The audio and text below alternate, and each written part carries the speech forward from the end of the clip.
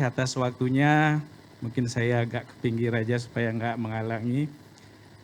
Selamat malam dan selamat datang Mas Menteri beserta jajaran, Bapak Gubernur Riau, Ketua Bali Tourism Board, beserta pasukan ini. Kemudian Kang Vicky, Ketua Umum kita, kawan-kawan dari seluruh jejaring.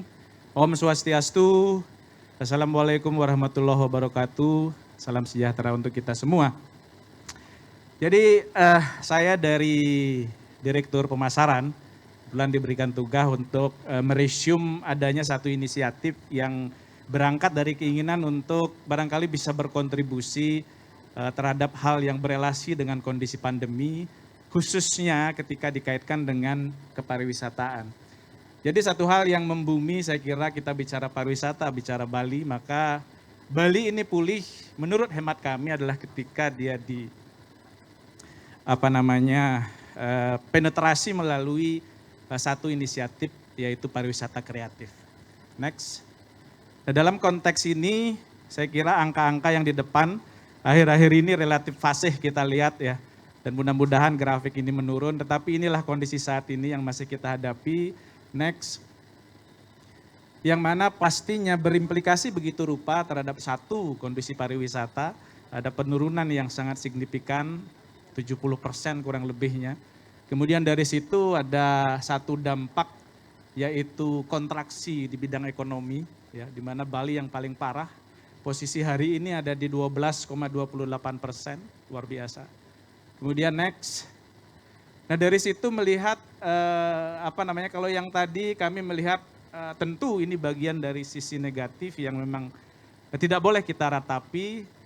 Namun demikian ternyata di sisi lain, nah ini yang kita coba ambil angle, saya yakin Pak Menteri beserta jajaran juga melihat angle yang sama bahwa kita menangkap. Ada satu suasana, ada satu sisi positif yang begitu rupa terangkat hari ini. Kalau di Bali kita mengenal banyak sekali value, ada Siwam, Satyam, Sundaram, ya kemudian Tatwa Masi dan lain sebagainya. Dan kalau yang ini saya kaitkan dengan Trihita Karana, yang mana memang suasana ini kemudian melahirkan ruang-ruang yang jauh lebih memungkinkan kita untuk berenung gitu ya, untuk berpikir, introspeksi diri dan seterusnya. Sehingga ini berelasi dengan kekuatan kita vertikal secara spiritual.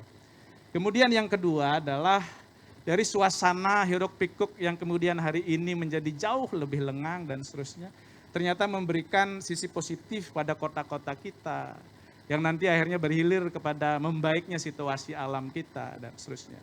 Yang kami di Bali menyebutnya sebagai palemahan. Kemudian yang ketiga adalah next, adanya relasi terhadap munculnya jiwa kolektivitas masyarakat yang semakin menggebu-gebu. Nah ini beberapa aktivitas masyarakat Bali yang kami ambil beberapa saja di antara sekian banyak aktivitas atau aktivasi yang dilakukan. Yang pertama ada inisiatif Bali Kembali, kemudian We Love Bali, kemudian Bali Mau Patung.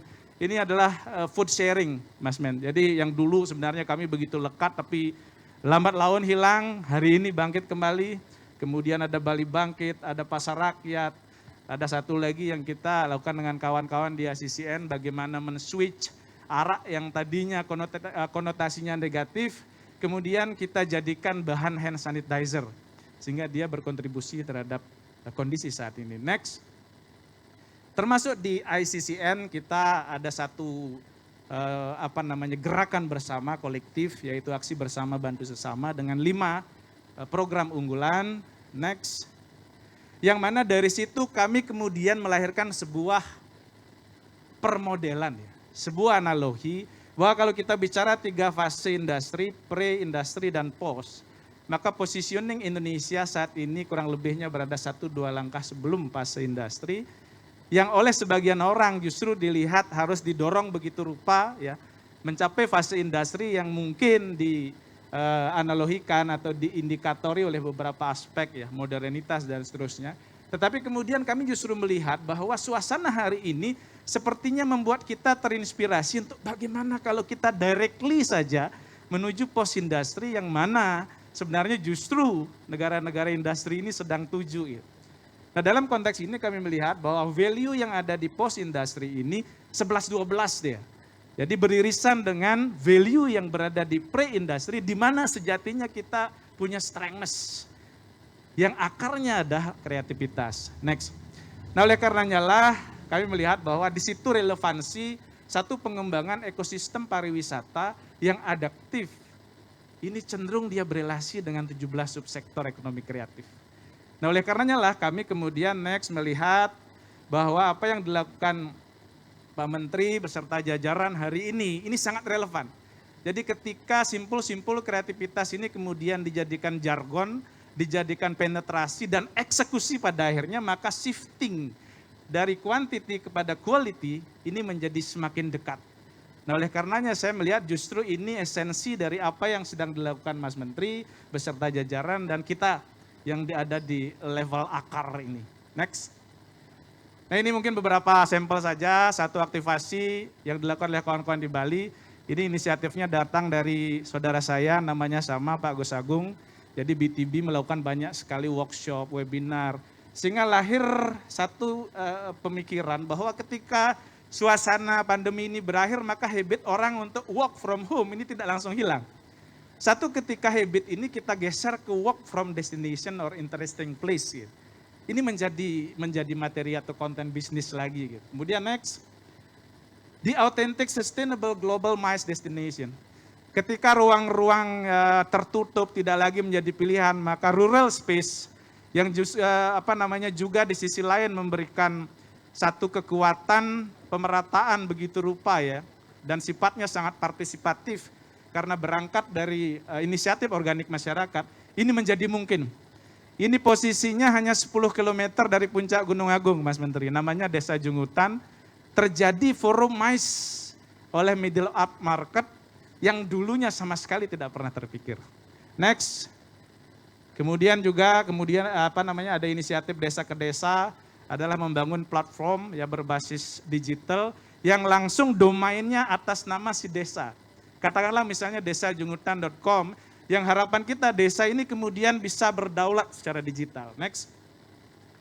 Kemudian juga kita ada platform yang memungkinkan untuk MICE dilakukan tidak hanya pada satu tempat yang terintegrasi secara fisik, tetapi juga bisa terintegrasi secara digital. Sehingga ini menjadi pilihan-pilihan baru. Next. Nah inilah kurang lebih diagram ya, jadi pola, skema dan seterusnya yang kita harapkan menjadi dasar pemikiran kita untuk ke depan membangun adanya pendamping pariwisata atau think tank pariwisata sehingga ketika kondisi seperti ini maka ada saku-saku lain yang kita masih bisa garuk. Next. Iya, saya kira itu. Mohon izin kalau ternyata terlalu lama Mas Menteri, Kang Vicky dan saya tutup dengan para mesanti. Om Santi Santi Santi Om. Wassalamualaikum warahmatullahi wabarakatuh. Terima kasih.